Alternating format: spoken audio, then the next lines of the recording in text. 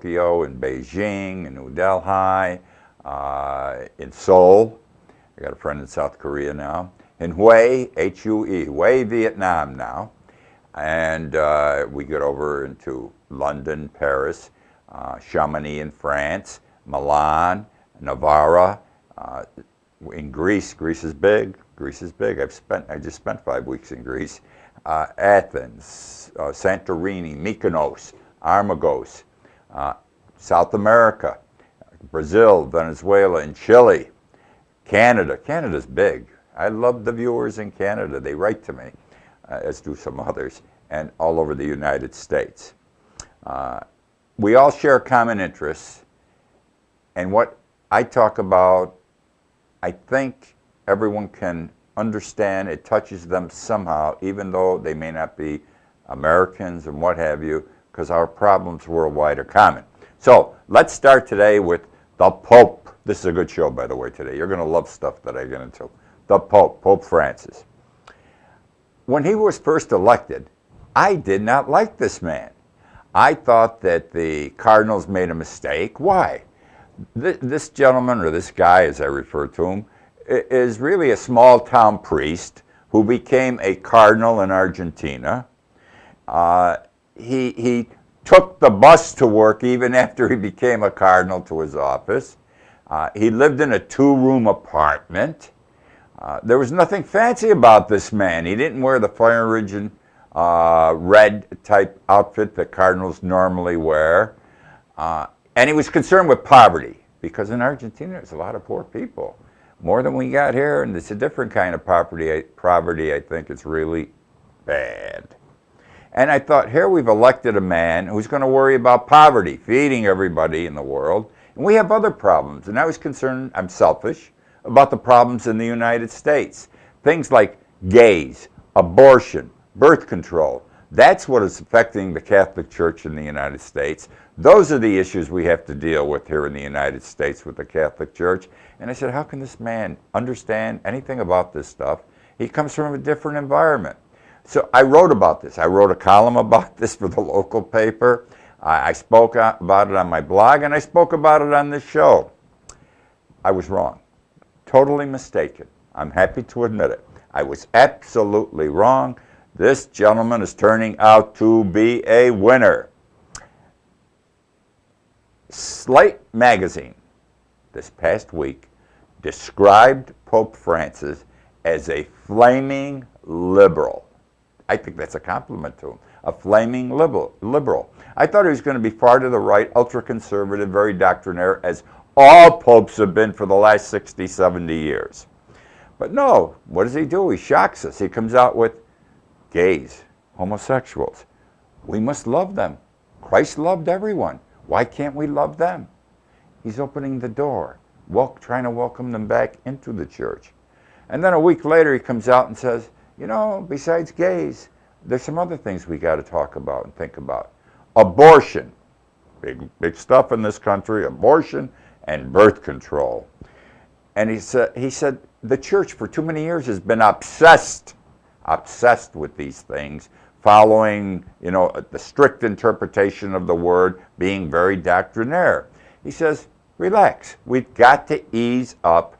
Again, he said, we have to love one another. Jesus loved one another, he said. We have to love one another. And he said, all these issues are on the table. We are going to rethink them.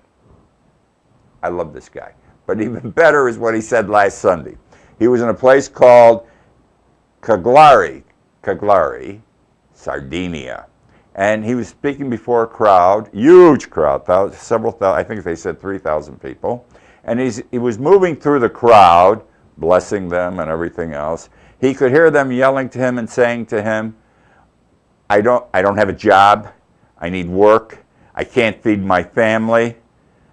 And the people looked poor, all right? When he got to wherever he had to be, where he's going to make a speech to this throng, he had a prepared speech.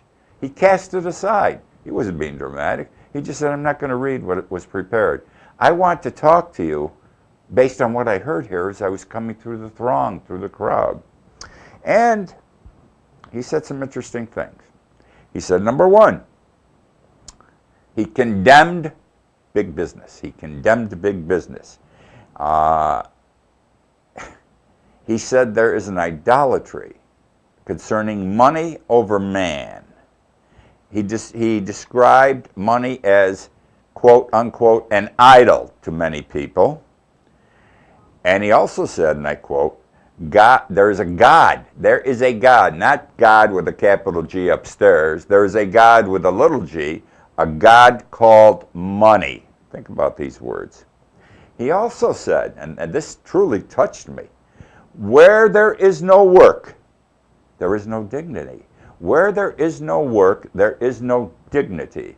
You will recall about 3 months ago, I published an article in the paper, and I talked on this show at length about Flora, the woman who cleaned my apartment in Armagos for 5 weeks, who was there from Albania, 41 years old. Such piety, such fervor, such religion. And what Flora said about not having money is, because if you are able to find the article, you'll love it. This woman should be a saint. She said, for poor people, winter is all year, there is no summer. For poor people, winter is all year, there is no summer. And that ties in with what the Pope said. The Pope also said, this is last Sunday, we're not treating grandparents right anymore. I'm a grandparent, and we all have family problems. We're not treating grandparents right anymore, and we're not treating the young properly. He said, we are throwing away grandparents. We are throwing away the young. We now live in a, and I quote, throwaway culture. Wrong. The system should be here to help everyone. This guy's moving. Now, I talk to people all over the world because of the show, the blog, and everything else. I've gotten 3 reactions to what I said in my blog about the Pope a few days ago. One's from Boston. The woman's an atheist. She said, so what? I don't believe in God. These people are all alike. The other one was from Milan, Italy. She said, he's a communist. The Pope's a communist. And the other one is from Jakarta, Indonesia. She's a Catholic. Her family has been Catholics for generations. She's an Indonesian. You have to understand, Indonesia has the largest Muslim population, Islamic population in the world. She says, I hope he can make the Muslims stop burning my churches, and especially my church, and stop people from beating me up on the street because I'm a Catholic. Now, I don't know how it all ties in. I'm just sharing 3 different reactions with you. Good man, though. Now we're going to talk about money. I'm going to spend a little time on money.